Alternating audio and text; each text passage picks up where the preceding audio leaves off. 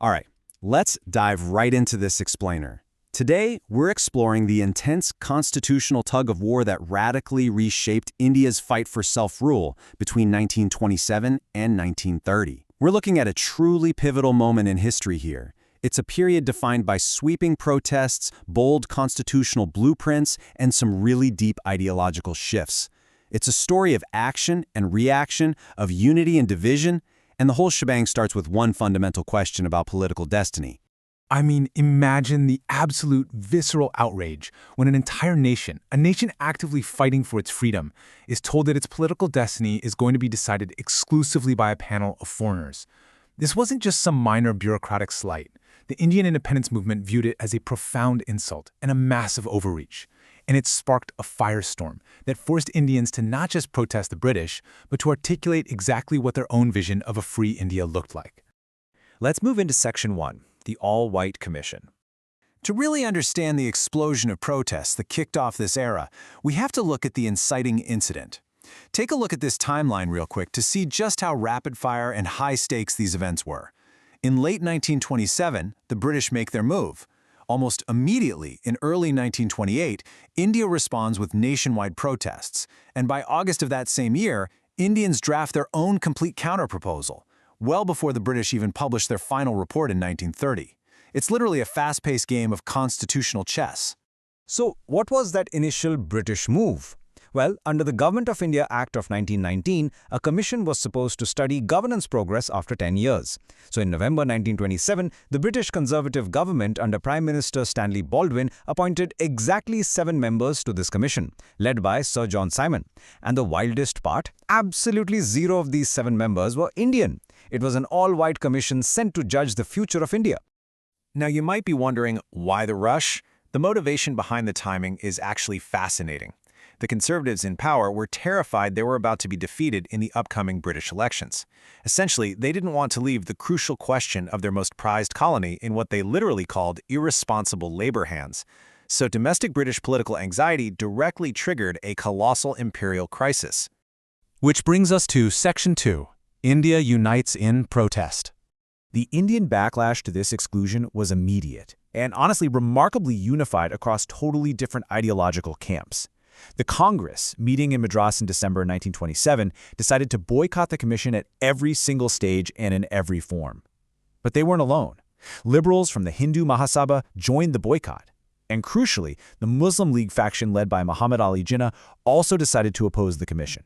It was this rare, powerful moment of broad political consensus against the British. So when the commission actually landed in Bombay on February 3, 1928, they walked into a wall of absolute defiance. We're talking countrywide hartals, massive strikes, and rallies filling the streets.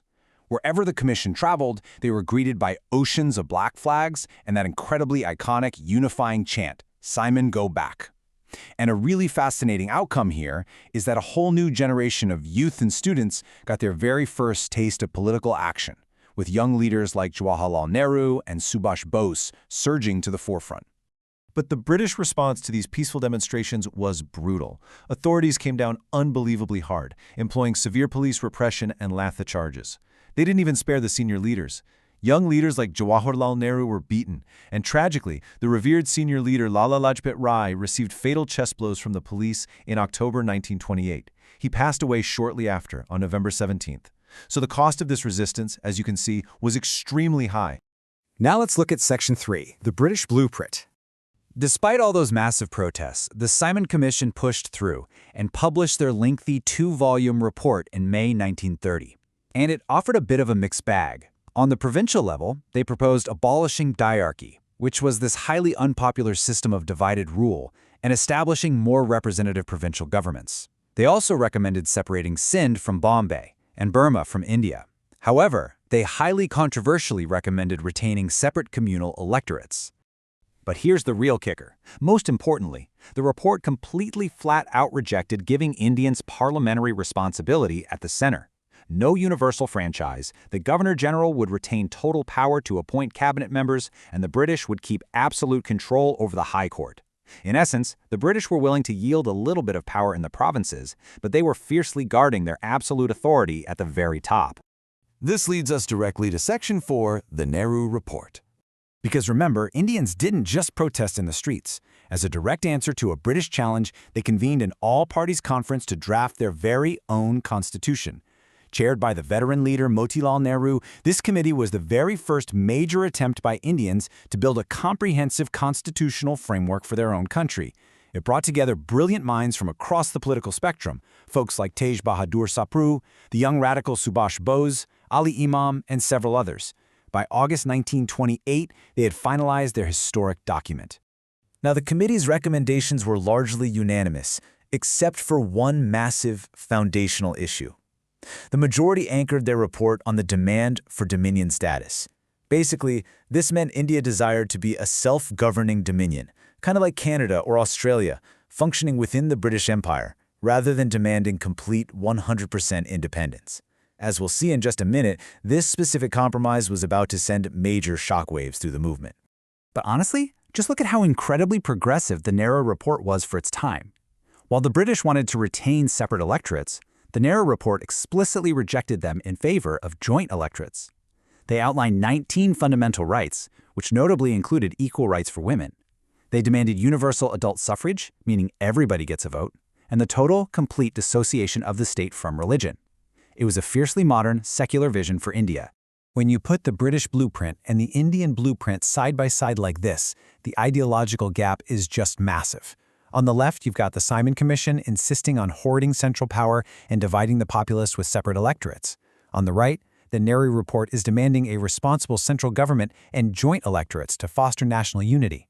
It was quite literally two completely incompatible visions for the subcontinent's future. And that friction brings us to our final part, Section 5, the movement fractures. Here is the unexpected twist. The Nehru Report, which was supposed to be this great unifying document, actually caused some deep internal schisms. That communal harmony we saw during the boycott, it fractured rapidly. The report's rejection of separate electorates angered several groups. The Hindu Mahasabha and Sikh communalists were unhappy with the compromises. Meanwhile, Jinnah went back to a rival faction of the Muslim League and issued his famous 14 points, which directly countered the Nehru Report and set the baseline for the League's future demands.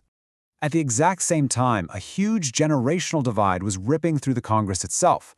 The older generation, led by figures like Motilal Nehru, saw dominion status as a solid, pragmatic goal. But the younger radicals, led by Motilal's own son, Jawaharlal Nehru, and Subhash Bose, viewed dominion status as a massive step backward. For them, settling for anything less than complete independence was just totally unacceptable.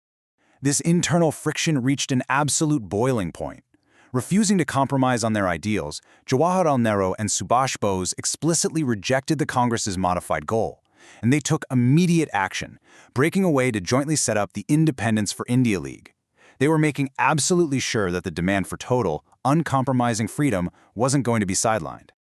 So that leaves us with a pretty wild dynamic to wrap up this explainer. Think about it. The very act of trying to prove their fitness for self-rule by drafting the Nehru Report inadvertently fractured old alliances and split the Congress right down generational lines.